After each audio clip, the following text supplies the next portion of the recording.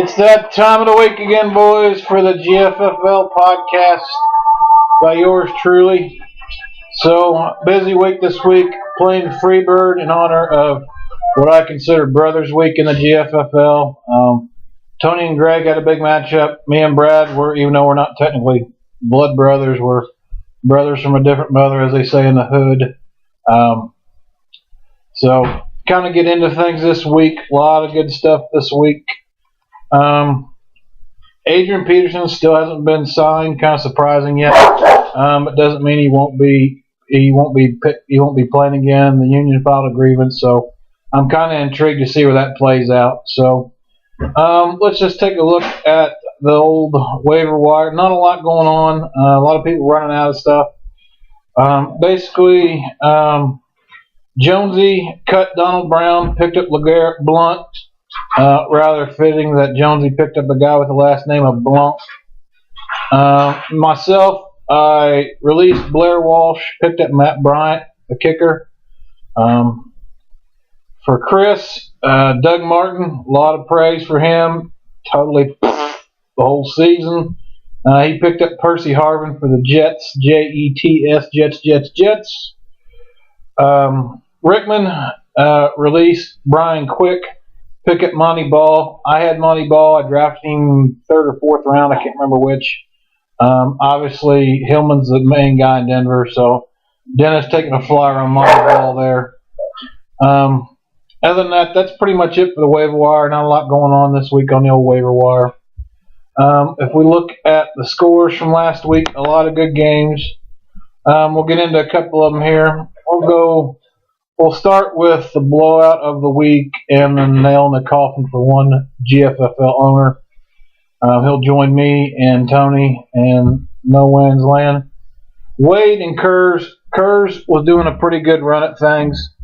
I thought Kurz might have a chance this week with a lot of the different things going on. So Kurz, Roethlisberger, still had 22 points considering he had a piss poor performance. Still didn't throw the 5 and 6 and all that. Roethlisberger still did better than Cutler for Kurz. Jaquez Bell and Lamar Bell, the Bell brothers, each only got 5 points each. Not a good week either one. Neither one found the end zone. Jeremy Maclin was huge last week. Was a complete nosedive this week.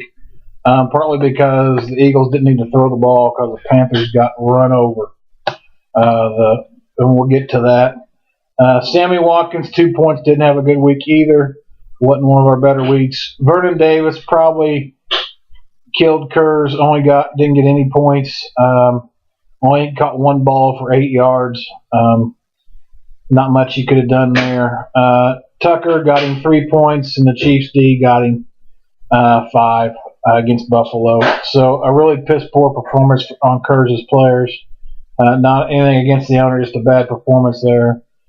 Kurz ends up with a total of 43 points, 67% coaches rating. As for Wade, Wade could beat Kurz with one player. Aaron Rodgers had 42 points. All he needed was Rodgers and his kicker, and he beats him. But DeMarco Murray, another 100-yard game, but no end zone. Over in London town, 9 points. Williams, 8 points. Did get a TD, but didn't find any extra yards out of him. Bolden, 12 points. Good week there. Jordy Nelson, with Rodgers as your quarterback, you got Nelson, and he has Cobb. Nelson, 27 points. Cobb, 11 points. Big week there for the Packers offense. Swisham got him 8. And then the stat, and I have to confer with the commissioner on this, but the Eagles defense racked up 31 points for Wade last night. I believe that is a GFFL record for a defense, 31 points in 1 week. I don't know of another defense that would have put up any more than that. Wade had 100% coaches rating, so he picked the best possible players he could. Totals 148 points, which I think may or may not be a record, but it's way up there. Tough to beat. Tough break for Kurz. That puts Kurz out with me and Tony in the spoiler game. Rough week for Kurz, but Wade just finally got tired of losing and just blew up. So, as for Fish and Rickman, that game was tied all the way into Monday night.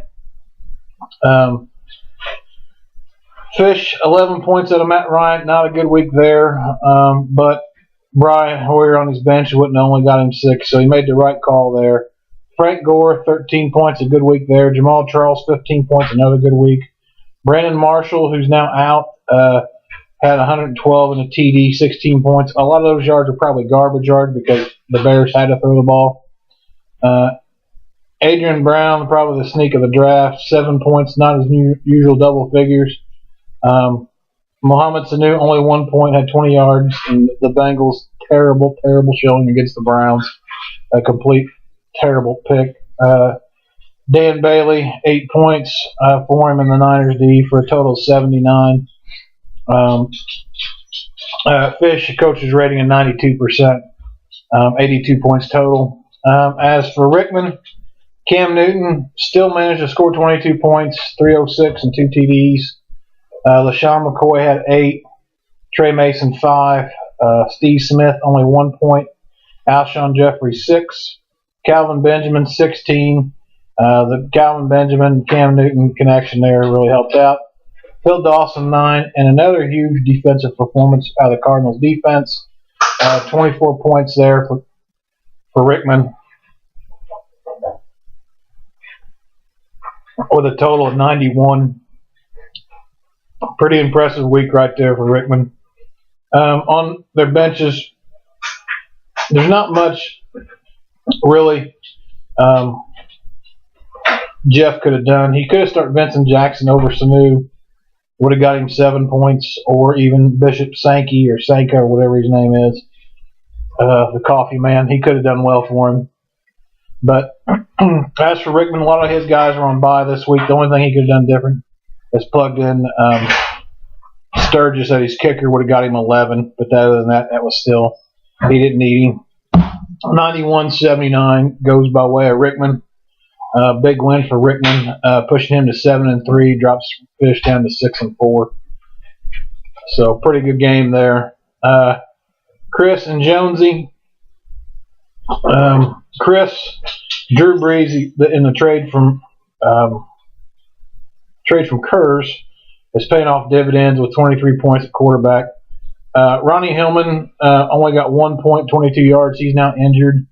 The latest I heard on that was that he's Kiki Pitt Hillman out for 2 weeks. So Chris has got some decisions to make there at running back. Andre Ellington only got him 9. Found the end zone, but didn't get over 50, or didn't get over 100 total. Julio Jones, 10 points, a good week there. Odell Beckham, 119 yards, 9 points, but no TDs. So Hauschka only got him 8, and the Buccaneers defense got 1 lonely point. 1 is the loneliest number that you ever saw. Chris, total of 65 this week. As for Jonesy, Peyton Manning, of course, the stalwart of his team, 38 points. LeGarrette Blount got him 1 measly point, so not a great pickup there. Chris Ebony and Ivory, 5. Golden Tate, 11. Hearns from Jacksonville got him 9 yards, nothing there. He had a big donut there, which didn't help. Thomas, of course, 18 points, matched up with Manning. Not a bad way. Matt Prater, who him and LeGarrette Blount should be related in some aspect. A good matchup there. Broncos D6. So the only difference could have made for either one of these teams is Witten. He starts Witten over Hearns. Witten would have got him 8, and but he didn't need him in the end. 88-65 for Jonesy. Pretty good week there for Jonesy. Moves Jonesy to 7-3. Chris is now at 500, 5-5. So not a great week there for him. As for the brothers matchup, Tony absolutely took Greg to the woodshed. A complete bloody massacre if I ever saw one. And the funny thing is that Tony had 2 zeros. He had 2 players that put up zeros, and he still scored over 100. Where Greg, he had 3 players in double figures, but 1 donut out of a running back position would hurt. And his quarterback, Andy Dalton, I hate to say it, but the Bengals may consider making a move in the offseason with him. 2 points out of Dalton. Lamar Miller, 0, of course. Jamir Hill, 5. Demarius Thomas, 5. Emmanuel Sanders, 17. A.J. Green, only 1. McManus at kicker, 11. Greg didn't pick up another defense, so the Patriots are on a bye, so he had 2 zeros as well, 2 donuts. He scores a total of 47. For Tony Romo, 25 points, which was huge. Marshawn Lynch just went bananas, 37 points. Zach Stacy, 0. Dez Bryant, 27. Trayvon Williams, 0. Brandon Cooks got him 11. Surprise 11 there for me. Shane Graham, 6. Bengals defense, a measly 2. Couple things Tony could have done different. He could have started the Packers D over the Bengals, or started Mason Crosby over Shane Graham. Then he would have had 100% coaching rating. Did need it, but he probably could have been close to a league record at 130 points for the week. As for Greg, he left Forsett on the bench. That was 20 points. That could have got him to 69. And Torrey Smith could have got him to a total of 89 altogether. But he still would have fell short. So, tough week for Greg. Greg kind of hit the losing streak here. He's now 5-5. Tony, like me, is out of it, but now he's 2-8. So, me and Tony and Kurz are now playing the spoiler game. We're going to try and make it rough on you guys to the bitter end. As for the game of the week, of course, at least in my book, it's me and Brad facing each other. Great game all around. It was nip and tuck the whole way, I felt. It was a pretty good game all the way around. Matt Stafford, 19 points, 290 and 2 TDs. Forte, 6 points. The Bears just looked terrible. It was not a good game for the Bears. I thought Forte would have a bigger game there, but really didn't amount to anything in the end. Ingram for Brad for New Orleans, 11 points, 139 yards, no TDs, but still 11 points out of your running back. It's double figures, and that's how you win games. Roddy White, courtesy of me, 12 points. Calvin Johnson, 15. Time for Calvin Johnson to show back up. Calvin Wright, only 5. Costanza, 7. And the Seahawks defense, 6. As for myself, Russell Wilson had a terrible game. With Nick Foles out, I was kind of hesitant to even bother to make a move. I thought Wilson would do better against the Giants. He musters 11 points for me at TD late in the game, saved my keister. Steven Jackson, 12 points. Eddie Lacy, 17. And I believe he broke one for 52 yards on a screen pass. Larry Fitzgerald, 10 points. No end zone, but still 10 points. Mike Wallace got me 11. Great week there. Jimmy Graham, Brad's bastard child, 20 points. Great week out of him. 76 and 2 TDs. Should have been 3. And he got robbed. Old boy was flopping all over the place. Matt Bryant, 13 points. And then I had the Panthers D this week. Only got me 1. I start the Jets, I get 10, but I didn't think the Jets would do what they did to Ben Roethlisberger. So the only thing wrong I made was Denard Robinson. I left him on the bench this week. I just thought with the travel and everything else, he may not be completely aware of what's going on. He would have got me 18. That's the only difference I really could have made to my lineup to make a difference, or in the Jets defense. As for Brad, he had a lot of guys on bye. The only thing he could have done is start Josh Brown at wide receiver, and he could have swapped out Calvin Wright, but it still wouldn't have. It would have made it interesting, but he would have still fell out at 87 points. So I win 98, 81. I win by 17. I go to 2-8. Brad goes to 7-3. So a good week all around. As for, let's take a look at the league standings, where everybody's at this week. Rickman's still leading the North at 7-3. With Jonesy losing. So Jones is at 7-3, but he's in second by way of the tiebreaker. Chris is third, and Greg is fourth by way of the tiebreaker.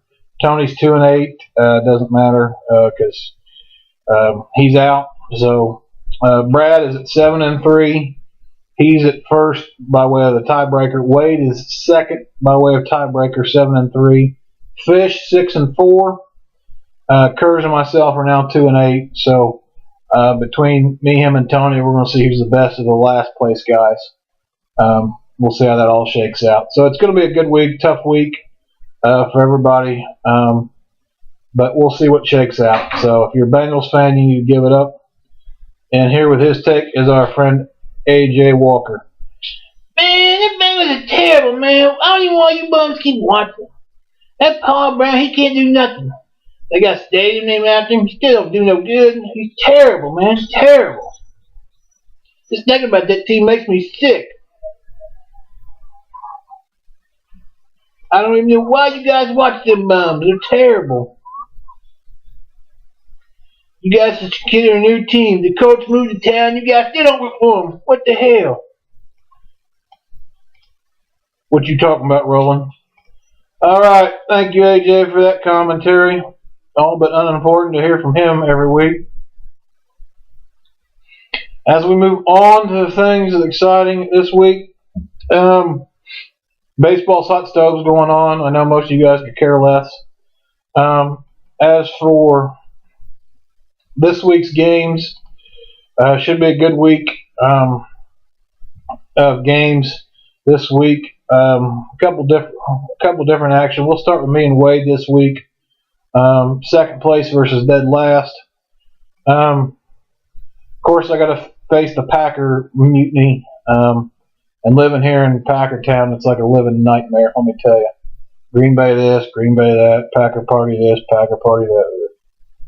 Makes you guy want to vomit. So, of course, with Wade, he's going to have Rodgers. He's going to stick with DeMarco Murray, Nelson and Cobb at his receivers. He's got Williams, Andre Williams with the Giants. They're facing the Niners. That offense is really weird right now. It may not be a bad call to stick there. Anquan Bolden against the Jets. The Jets secondary is a joke, or the Giants. Excuse me, Giants. They're both a joke, but it doesn't matter. The Giants secondary. I would assume he's going to stick with Bolden. I don't know. Kicker wise, he's probably going to put Gostkowski back in over Swisham, and then he's going to have the Eagles defense, or he may start the Bears. I think either or doesn't matter here. As for yours truly, I'm obviously going to stick with Russell Wilson. Why? Because I don't have another quarterback on my roster. At the running back position, not sure what I'm going to do. Denard Robinson's on bye. I'll probably stick with Steven Jackson against Carolina. And Eddie Lacy obviously will still play for me.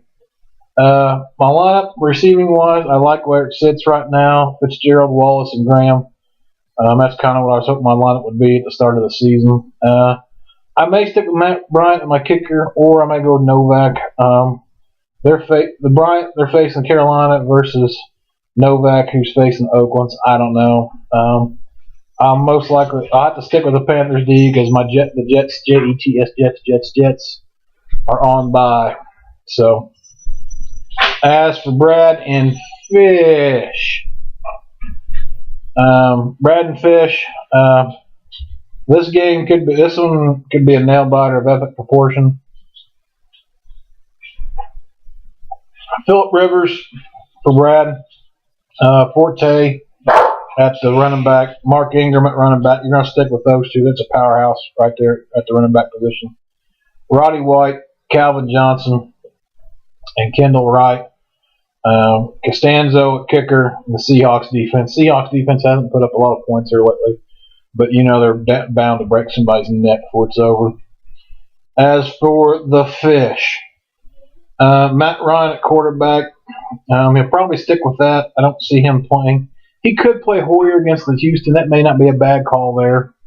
But then, Houston's defense is nasty. J.J. Watt, Wisconsin boy, could be ugly.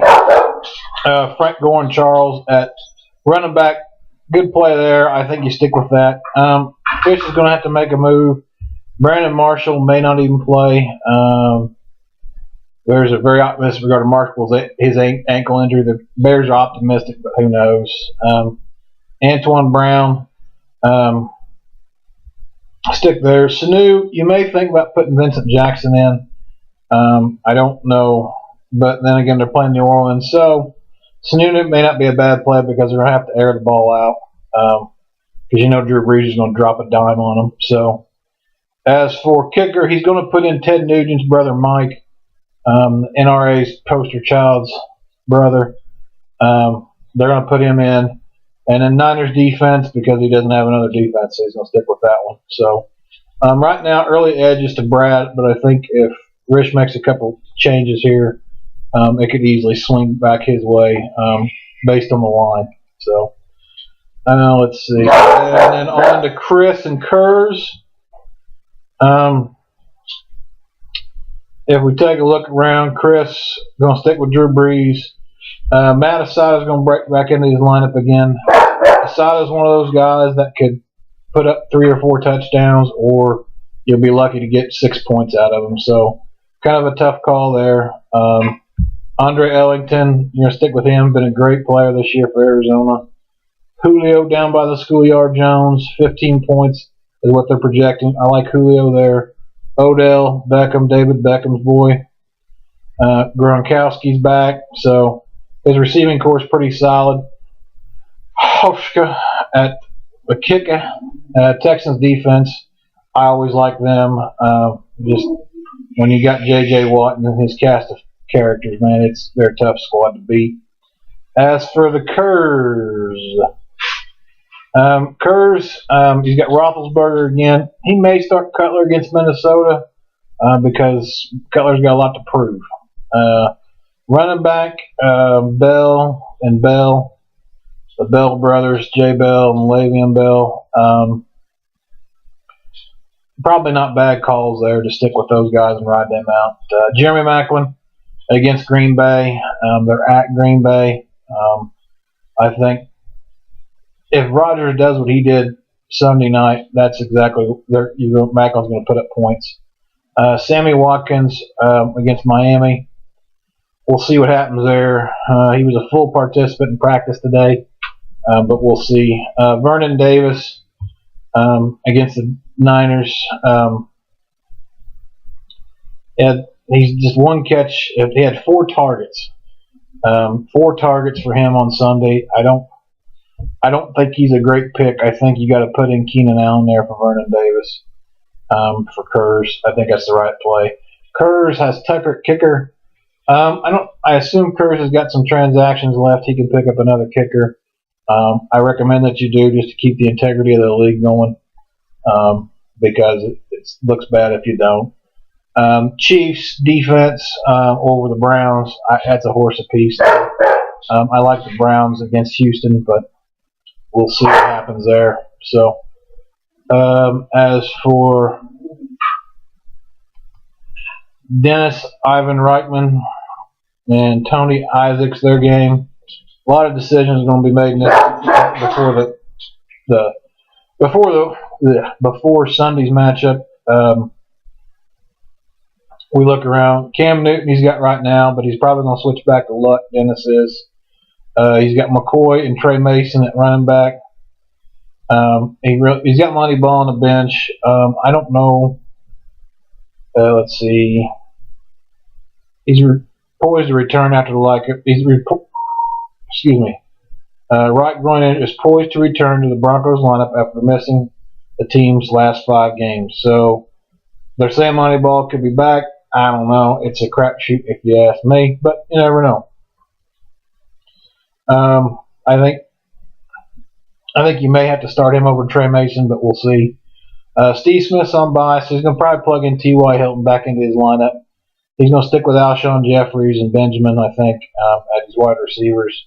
He doesn't have much else to pick from by way of the receiver position. He'll probably stick with Amanda Dawson, Phil Dawson. Cardinals defense is the way to go, I think. The Bills defense hasn't been playing bad. I do like the Bills defense. It may not be a bad choice there. As for Tony, Cowboys are on bye, hence half of Tony's team is on bye.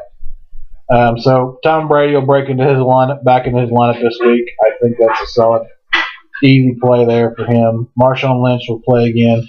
At running back, he's got Maurice Jones-Drew or Shane Vereen. Kerry Robinson, I believe he's out. Another injury on him, so I think he's going to probably. I don't know who he's going to take. Maurice Jones-Drew's been a joke in Oakland, and Shane Vereen. You never know with what that moron out there in New England's going to do. So we'll see what happens there. Wide receivers, Dez Bryant and Tramon Williams are out. So or Trey Williams, or whatever his name is. So you'll see Julian Edelman this week and Brandon LaFell for Tony in his lineup. Kicker Shane Graham, another one of Brad's bastard children. He'll probably be his kicker this week. He may switch back to Mason Crosby. I would, but you never know. Defense-wise, Packers or Bengals, it's a crapshoot according to Flea Flicker. I start the Packers just because I live here and I have to deal with these morons. So, go the Packers that way. Let's see. And Greg and Jonesy. Greg's got to decide if he wants to stick with Dalton or if he wants to make a change and put in Tannehill. I think Dalton could put up some yards against New Orleans if they get down early. If not, I think they're going to stick to a ground and pound offense to try to keep their offense off the field, but you never know. As for running back, he's going to probably stick with Lamar Miller, 4 sets on bye, and Reggie Bush. He's got limited action there. Jerron Hill, running back for Cincinnati. Demaryius Thomas, Emmanuel Sanders at receivers, and AJ Green. If you're going to play Dalton, you need to play Green. McManus at kicker, and the Patriots defense. As for Jonesy, he's got Peyton Manning, probably be the MVP of the league this year. He may start Roy Halou back at running back this week over LeGarrette Blount, or it looks like he may have to use him for Giovanni Bernard. They're saying he's inactive, so you're going to see Halou in there. He's going to keep Blount in there. Adrian Johnson against the Cleveland Browns. Easy pick there. Golden Tate as well, and then you're going to keep Thomas in the game because you got Manning at quarterback. So Vinatieri at kicker, no reason to change there. Broncos defense as well. You may start the Colts against New England, but I don't know. It's a horse apiece, and the Colts New England game, as we all know, could be an ugly. That game could go either way, and with history at its side. So that is everything for this week, fellas. Just a FYI, the One Nut Freedom Rocker Road Show comes into your town this weekend. My nephew is getting baptized, so I will be in town for that.